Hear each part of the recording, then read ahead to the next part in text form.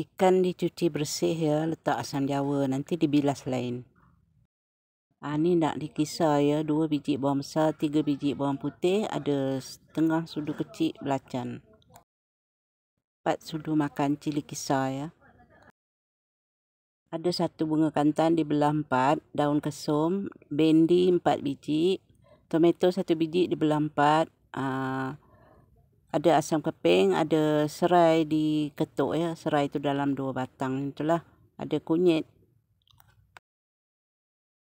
Ni nak dikisar bawang besar, bawang putih dengan belacan ya. Panaskan air tu ya hingga mendidih ya. Agak-agaklah kuahnya. Masukkan bahan kisar tadi tu, masukkan cili kisar tadi. Dan serbuk kunyit ya. Air tu mula-mula banyak, nanti tunggu surut sikit ya. Agak-agaklah kuahnya nak banyak mana.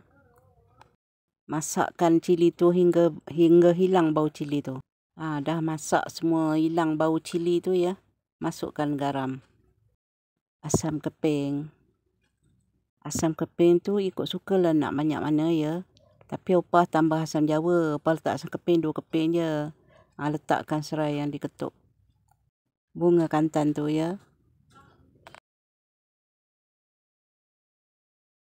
Bolehlah dirasa apa yang kurang. Masamnya, masinnya. Tapi opah tambah asam jawa je ya. Opah tak tambah asam keping.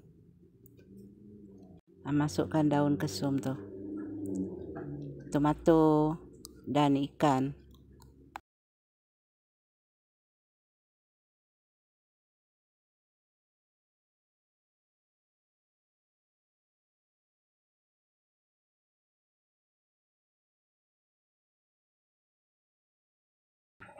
Assalamualaikum warahmatullahi wabarakatuh.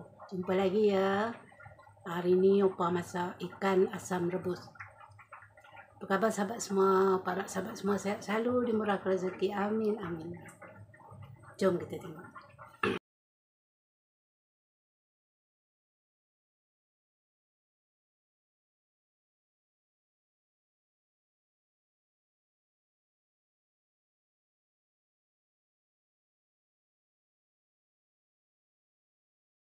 Opah letak sedikit je gula ya.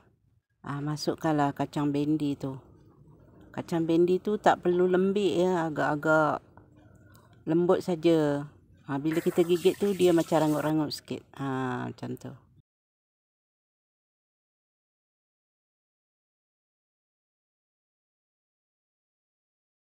Dah pun siap.